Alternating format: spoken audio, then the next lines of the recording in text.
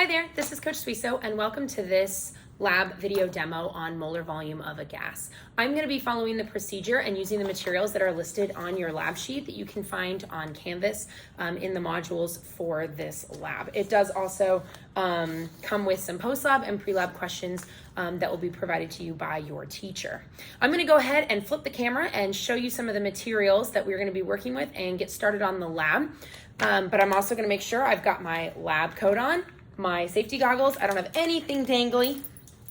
Hair is tied back so that I am good to go. So let's get started. All right, so let's go ahead and talk about some of the things that I've got here on my lab table as I prepare for this lab. This is my main setup right here. And what it is a eudiometer, which is a collection tube. You will see it's measured in milliliters right here. It's closed on the top end and it's open on the bottom. It's clamped to a ring stand using a clamp, and it's over a 1,000 milliliter beaker that is full of water. I also have distilled water. I have a large container, which can really be any large container. In this case, I've got just a large graduated cylinder that is full of water. I have one of my two reactants here. I've got hydrochloric acid. It is 6 molar, which is fairly concentrated. So I've got a smaller amount of 6 molar hydrochloric acid in that beaker, so it's easier to work with and safer. I've got a small graduated cylinder. I've got a funnel for ease of use. I've got a thermometer. Then I have this, which is a rubber stopper to go at the bottom of the eudiometer. It is attached to a copper wire, which is going to be used to hold our other reactant, the magnesium. And finally, I have over here magnesium, and I have pre-cut my magnesium to the appropriate length. And we'll talk more about that in just a minute. I also have a balance, which we're not going to be using this particular balance for this lab. We're going to be using an analytical balance, which I will show you in just a minute. So step 1 of the instructions say to construct a data table that contains the following information: the barometric pressure, the length of the magnesium, the mass of the magnesium, the water temperature, and the volume of the gas collected. So I have my data table up here, and I'm going to be putting all the data that I collect for this lab into this data table so that I can easily access it and you guys can copy it down. As you'll notice, I've already got the barometric pressure written at the top of my chart here because that has to be given to you. That is the barometric pressure in Katy, Texas right now. It is 764.3 millimeters of mercury. I'm going to go ahead and get the length of my magnesium because I was supposed to cut it about 2 centimeters. And you'll notice this is just under, so I'm going to go ahead and call it 1.95 centimeters. All right, so here I've got my analytical balance, which is going to give me a much more precise mass of my piece of magnesium. Because remember, my piece of magnesium right here is quite small, and we want to get it to at least 3 significant digits. So this analytical balance, you'll notice, is surrounded on all sides. It's basically to keep the wind, keep anything off of it, because it is so precise and it's going to get you such a good measurement. I'm going to go ahead and open this up. I'm going to place my magnesium very gently inside. It was zeroed off before I started. And you'll see that my mass is 0.0247 grams, which is something that we would not be able to get to that precision on our normal electronic balances in class. So I've got on my data table both my length of my magnesium and my mass of my magnesium. All right, so my next step, step 3, says that I'm going to attach the magnesium ribbon to the copper cage that's attached to the rubber stopper. So here's my copper cage. It's the little loop here at the end of the stopper. And I'm going to go ahead and put my magnesium into this cage. So the way I'm going to do it is thread it through like that. And then I'm going to fold it over itself and essentially try to get it on there as secure as possible, because we don't want the magnesium coming off once we start the reaction. So I've got my magnesium threaded on there, and we're good to go. Now, the next step is to fill a 1,000 milliliter plastic beaker about 3/4 of the way full of water. So I've got a beaker here. It's a little bit full, so I'm going to go ahead and empty some of that out. And now we're good. It says to measure and record the temperature of the water. So I've got my thermometer back here, and I'm going to go ahead and place my thermometer into my water. The reason that we've got this water here is we're going to be using this water as a seal for the reaction while it's taking place. And that's going to be more apparent once we actually do the reaction. So I'm going to go ahead and measure my temperature here.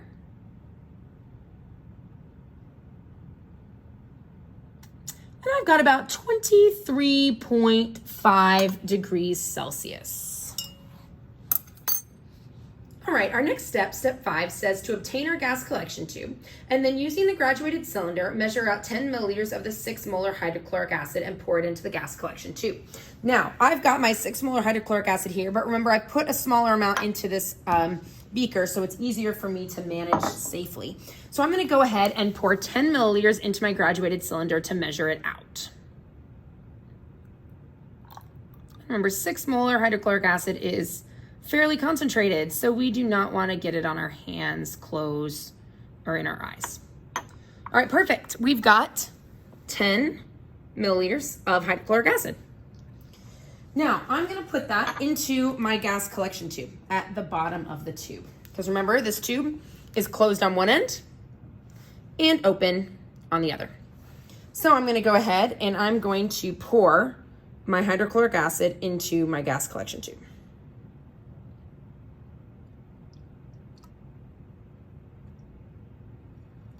So we'll see that I've got hydrochloric acid at the bottom of my tube.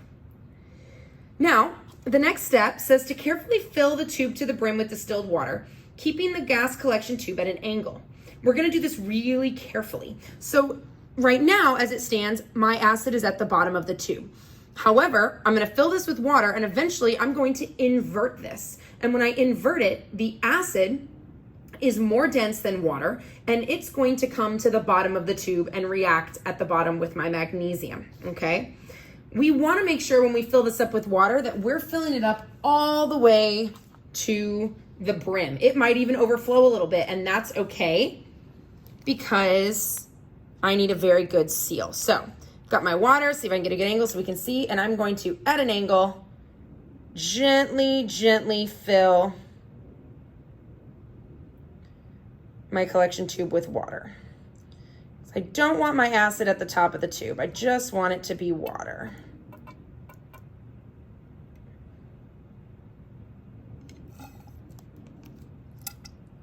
We're getting there. You can start to see it on the screen. And we're going all the way to the top. And again, it might overflow. That is okay. So there we go. You can see we went all the way to the top. Okay, just like that. So here we go. We are now at D-Day, more or less. We got to actually execute our reaction. We are going to take our stopper with our magnesium on it. Hopefully that magnesium holds here. And we're going to place this into our collection tube. Now, it might displace some of the water in there because it's very full. That is okay. That's only going to help our seal. Then I'm going to invert it and I'm going to place it in that beaker. And the seal of the water, okay, is going to seal it, and my gas, as it starts reacting, is going to be collected at the top of the tube. And I will move the screen so you'll be able to see the reaction happening. So let's go ahead and stick this in here. Hopefully our magnesium, this is the part you really want to be careful about. You really want your magnesium to stay on this copper, if at all possible. And it's a fairly violent little reaction going on in there, so that magnesium could come off pretty quickly. So, got it on, put it right into our tube. I'm keeping my finger on it. Now I'm going to invert it. I'm going to place it into my water, keeping my finger on it until it's in the water. Then I'm going to open my clamp, clamp it, and then let go. So now We've got my whole setup here, and you'll notice, you can see it if I get the angle right. There you go. You can see sort of against the wall there, the acid is denser than the water. So it's slowly making its way down to where my magnesium is tied to my copper. So here comes the acid. And as that reaction takes place, it's going to displace the water into our beaker, which is why we have it there. And then the gas is going to collect at the top. So we're still waiting.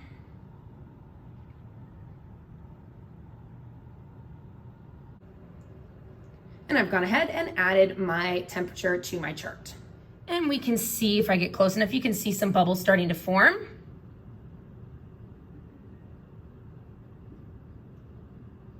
As the acid reaches the magnesium. Now remember, the acid is not reacting with the copper. If you recall your activity series, this is a single replacement reaction. The magnesium is replacing the hydrogen. The hydrogen is escaping as a gas. Copper, however, cannot displace hydrogen because of the activity series. Oh, there we go. We got some bubbles. So that is evidence of our chemical reaction. It's that hydrogen gas. And you can see, I'm going to follow it up. That gas is being collected up here at the top. And it's pretty hard to see right now because we have such a small little amount. You got a tiny little bubble there. But that gas is being collected right there over water. And if you recall from that very early lecture we did in gas laws where we talked about Dalton's law of partial pressure, we are able to calculate the pressure of this gas and the molar volume of this gas because we're collecting it over water. But remember, we are going to have to take into account when we do this the vapor pressure of the water. So you can see it, we got a solid amount of gas being collected up there. Kind of come see what's going on down here. Look at that. Got lots and lots of hydrogen gas escaping. My magnesium is holding strong on that copper. It's fantastic. That's always the question about whether or not you're going to get that on there good, and it seems to be holding, which is fantastic. We've got tons of gas here.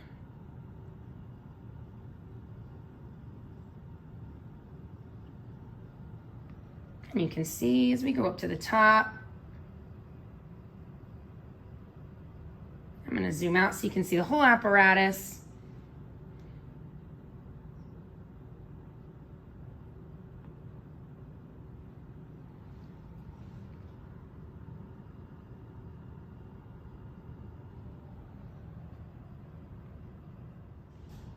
All right, we are checking back in, kind of in the middle of our reaction here. As you can see, we are displacing that water and probably a little bit of that hydrochloric acid. My reaction has slowed, and I have collected all of this gas here over water.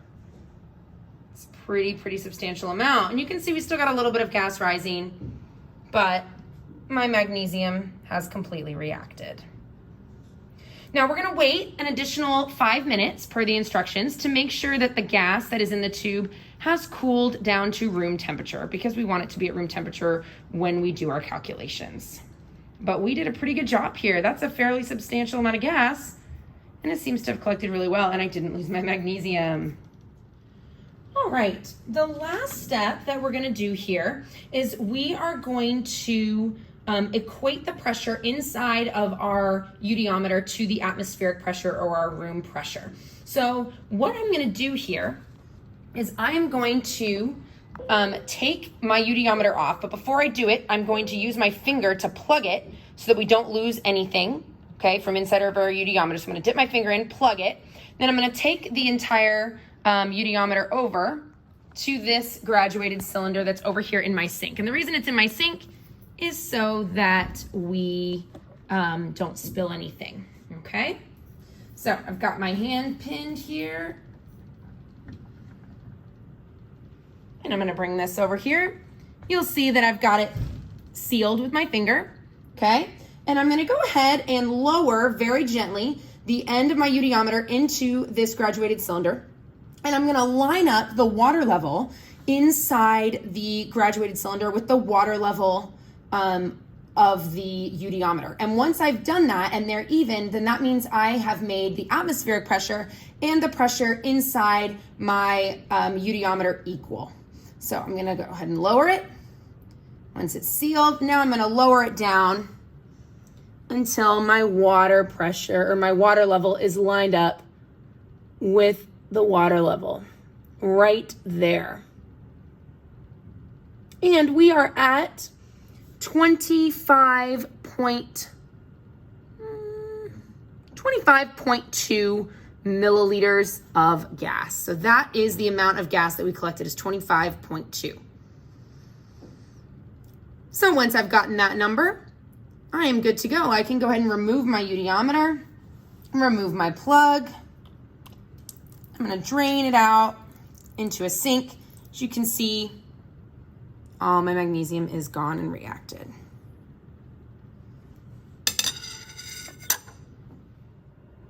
All right, so I've added the volume of the gas collected to my data table, and I am ready to proceed with my post-lab questions. Thanks for watching along.